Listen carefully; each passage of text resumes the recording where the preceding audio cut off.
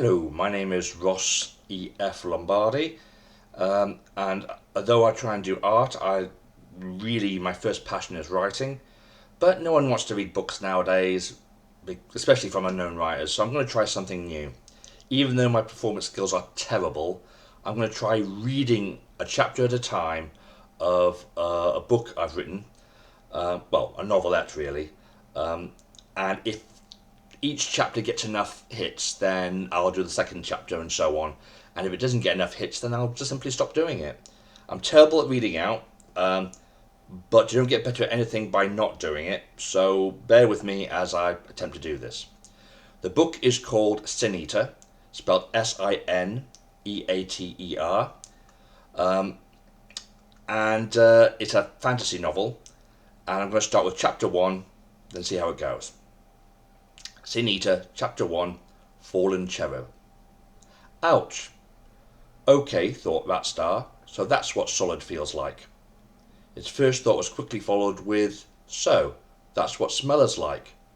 Then came the terrifying train of other thoughts that included, why are those sensations new? How do I know about them anyway? And then, who am I? The back of his mind told him, your name is Ratstar's. In that same silent instant, also told him that this was a very weird name, but did not reveal how he knew what his name was. Slowly he got up. Ouch! He touched his face and found it was damp.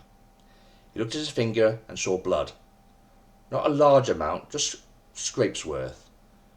Looking at the small patch of red on his fingers, Ratstar realised both that he knew full well what blood was and that he had never seen any blood before, ever.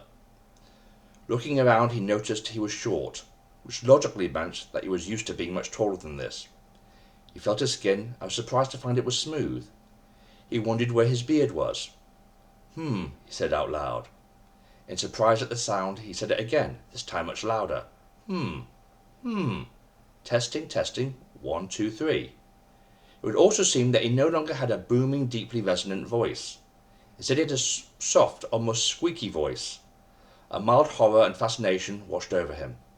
He was now a child, but only recently. He knew, though he had no memory of being it, that until very recently he had been an incredibly old, very tall man with a large beard, and now he was in a woodland glade, surrounded by trees. He quickly berated himself. Well, obviously, I'm surrounded by trees. It's a woodland. So, have I fallen out of a tree? He looked up. No, he hadn't. Although in the woodland it was a large clearing with no branches directly above him to have fallen from. He looked down. The earth did not have a crater, but did have an obvious dent covered in scorch marks. A dent of an impacted earth that would have been caused by something considerably heavier than a mere child. A child that seemed to be about 10 years old. He was also dressed in scorched, burnt rags that may have been, until recently, bright white and of the highest quality linen. And now they were pretty much worthless. Although in burnt rags on a burnt scorched bag of earth, he had no burns on his skin, only some minor cuts and bruises from the fall. So what else could previously old man, who was now in the body of a 10-year-old child with no memory of any self-identity, possibly do? Ratstar chose a random direction and started walking.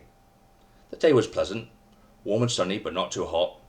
After about 3 hours, Ratstar were getting tired and hungry. It was then that he rounded the corner of some thick bushes and saw a brick well and 2 children about his physical age arguing.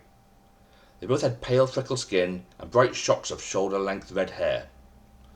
Although their clothing was that of peasants, it was that of a peasant who was well-fed and healthy, perhaps a bit too well-fed. Whoever ruled this land obviously did well. Hi, Ratstar meekly waved. The girl and boy looked at him. Both their eyes narrowed. They were both obviously having some sort of tug-of-war over a tin bucket near the well. What do you want? They both snapped simultaneously. They both snapped their glances on each other, both indignant with the other that had dared to say the same thing at the same time as them. Ratstar was stunned by their sharpness. Part of him could not help but wonder, was this the first time anyone had been unpleasant to him too? I'd love a drink of that water if you don't mind, he asked. Here, the girl snapped, passing Rats a tin cup. Ratstar went to drink deeply. He was looking forward to that cool, refreshing liquid hitting the back of his parched throat, but instead of finding blessed refreshment, he instantly threw up. Desperately thirsty, he tried again, with the same result. He felt tears sting his eyes as he tried once more. Then he fell to his knees, sobbing, only to find that he could not even dampen his cracking lips with his own salty tears. The other two children saw how distraught Rats was, and this made them temporarily forget their argument. "What's wrong?" the boy asked. "Why can't you drink?" "It's probably a witch's curse," exclaimed the girl. "You'll probably die of thirst in a few days." The boy nudged her with the sharp edge of his elbow. "Ouch," moaned the girl, half-heartedly, but with no real feeling to it. "Just saying." "Don't scare him," hissed her brother. "Sorry," his sister replied. "Look," he continued, "there are a few local magic users in the village. It's only a small village, but they are very good." The boy interjected, "But they are very good. Then we can see the king's guard and try and catch the person who cast that curse on you." But even as they talked, Ratstars realised he suddenly felt much better. He felt less thirsty, less peckish, all of a sudden. The two siblings, putting their selfish, meaningless argument aside to help a stranger, has fed him. Then he instinctively knew something extra about himself. That to survive he needed to solve people's problems and issues, like some sort of strange vampire. But instead of drinking blood to survive, he needed instead to extract pettiness, malice, and negativity of some form. Instead of being a vampiric plasmavore, he was instead some kind of weird form of sin-eater. But what the wipe could that possibly mean? And why in the wipe was his first instinct to think what the wipe instead of what the hell? And that's the end of the first chapter. If I get about, let's call it 500 views, then I'll probably do the second chapter. Oh, actually, maybe I'll do the second chapter almost as a throw-out freebie, because it's a really, really short one. It's more of a intro teaser.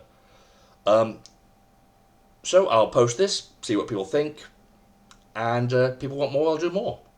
That's from the book Sin Eater by Ross E F Lombardi, and that was chapter 1, Fallen Cherib. Thank you.